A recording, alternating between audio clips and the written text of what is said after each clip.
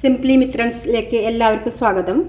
ഇന്ന് നമുക്ക് വീട്ടിൽ തന്നെ പാല് കാച്ചി തൈരുണ്ടാക്കി തൈരിൽ നിന്ന് വെണ്ണ എടുത്ത് വെണ്ണ എങ്ങനെ ഉരുക്കി നെയ്യ് ഉണ്ടാക്കാമെന്നതിനെ കുറിച്ച് ഒന്ന് നോക്കാം. അപ്പോൾ ഇത് കാച്ചിയ പാലാണ്. ഇതിൻ്റെ മുകളിൽ നല്ലവണ്ണം പാട കിട്ടിയിട്ടുണ്ട്. ഈ പാട നമുക്ക് ഒരു പാത്രത്തിലേക്ക് മാറ്റി കൊടുക്കാം. ഇത് ഇന്നലത്തെ പാലിൻ്റെ പാട ഞാൻ എടുത്ത് വെച്ചത് ഫ്രിഡ്ജിലുണ്ടായിരുന്നു. അതിലേക്ക് തന്നെ ഇന്നത്തെ പാൽപ്പാടയും കൂടി ഞാൻ ഒഴിച്ചു കൊടുക്കുന്നുണ്ട്.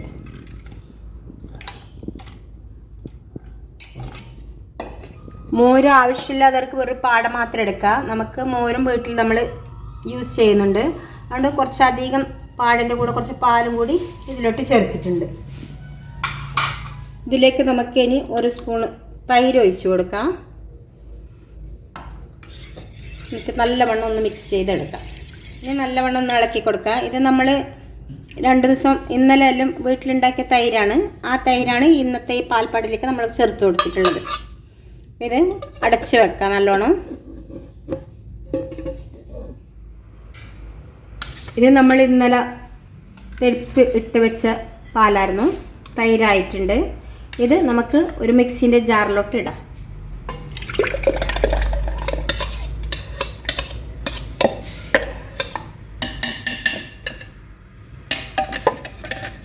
ഇതേ പാത്രത്തിലേക്ക് നമുക്ക് 1/2 ഗ്ലാസ് വെള്ളം ഒഴിച്ച് അതും കൂടി ഇതിലേക്ക് ചേർക്കാം. ഈ വെള്ളം ഇതിലോട്ട് ചേർത്ത് കൊടുക്കാം.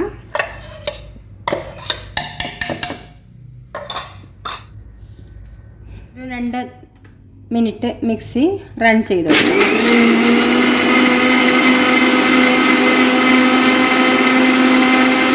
വെണ്ണ നല്ലോണം മുകളിൽ തെളിഞ്ഞു വന്നിട്ടുണ്ട്. നിങ്ങൾക്ക് ഇവിടെ കാണാം. എന്താ ഉരുട്ടിയെടുക്കുമ്പോൾ നല്ലോണം ഉരുണ്ട് വരുന്നുണ്ട്. ഇതുമാതിരി കൈ കൊണ്ട് നല്ലോണം ഉരുട്ടിയെടുക്കാം. മോരിൻ്റെ അംശമെല്ലാം കളഞ്ഞ് എടുക്കാം. ഇത് കഴിഞ്ഞ ദിവസം എടുത്ത വെണ്ണയാണ്. ഇതിപ്പോൾ നമുക്കിന്ന് ഇത്ര വെണ്ണ കിട്ടിയിട്ടുണ്ട്. ഇത് 4 ദിവസത്തെ പാലുകൊണ്ട് 2 ലിറ്റർ പാലുകൊണ്ടാണ് നമുക്ക് ഇത്രയും വെണ്ണ കിട്ടിയിരിക്കുന്നത്. നമ്മൾ ഡെയറിയിൽ നിന്നാണ് പശുമ്പാൽ വാങ്ങുന്നത്, പാക്കറ്റ് പാലല്ല.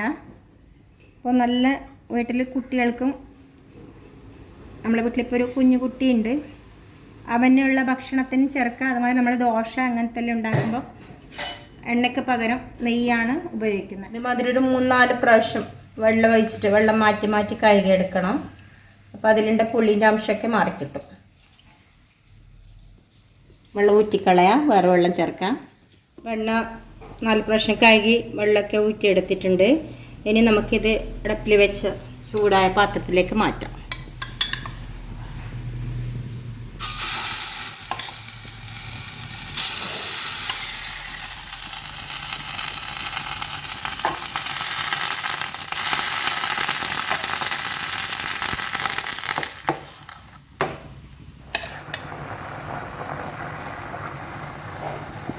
വെണ്ണ ഉരുക്കുമ്പോൾ എപ്പോഴും വലിയ തീയിലും തന്നെ വെച്ച് ഉരുക്കേണ്ടതുണ്ട്.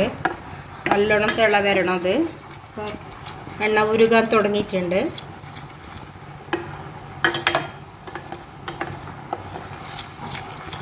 കുറച്ച് നേരം നന്നായി തിളക്കണം.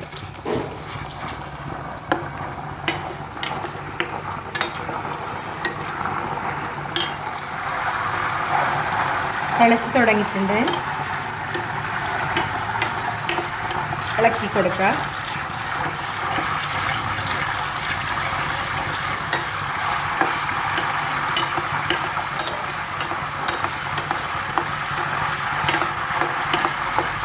നെയ്യ് ഉരുക്കുമ്പോൾ ഇതിലോട്ട് മഞ്ഞളൊക്കെ ചേർത്ത് കൊടുക്കാറുണ്ട്. പക്ഷെ ഞാൻ മഞ്ഞളൊന്നും ഇടാറില്ല. ഇതിൻ്റെ മുകളിൽ വെളുത്ത പതയൊക്കെ മാറിയിട്ടുണ്ട്. ഏകദേശം ആവാൻ തുടങ്ങിയിട്ടുണ്ട്. ഇങ്ങനെ ചെറിയ തരികളായിട്ട് കാണാം വെണ്ണ അടിയിൽ നമുക്ക്.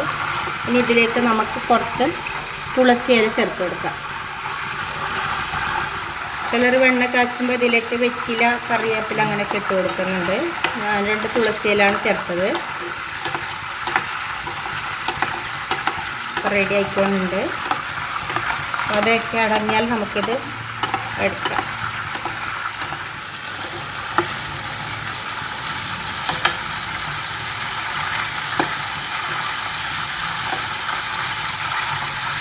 ഇതിൻ്റെ മുകളിൽ ചെറുതായിട്ട് വെളുത്ത പത ഉണ്ട്. ഇത് മോരിൻ്റെ അംശമാണ്. അപ്പോൾ നമുക്കിത് നല്ല സ്പൂൺ കൊണ്ട് കോരിയെടുക്കാം.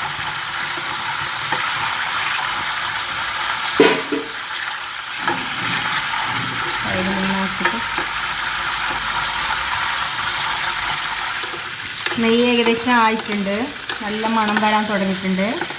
അപ്പോൾ 1-2 മിനിറ്റിനകത്ത് നമുക്കിത് തീ ഓഫ് ചെയ്യാവുന്നതാണ്.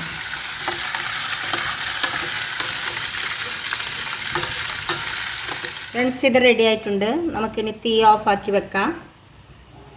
തണുത്തതിന് ശേഷം നമുക്ക് കുപ്പിയിൽ മാറ്റാവുന്നതാണ്. അരിച്ചെടുക്കണം. അപ്പം അതൊക്കെ അടങ്ങിക്കോളൂ.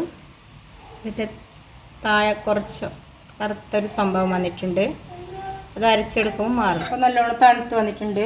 നമുക്കിത് ഒരു പാത്രത്തിലേക്ക് അരിച്ചെടുക്കാം.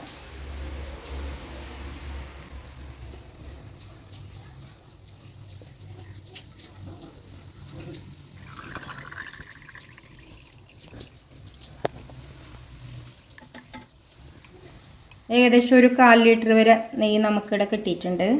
നല്ല നെയ്യാണ്, വീട്ടിൽ തന്നെ ഉണ്ടാക്കിയാണ്.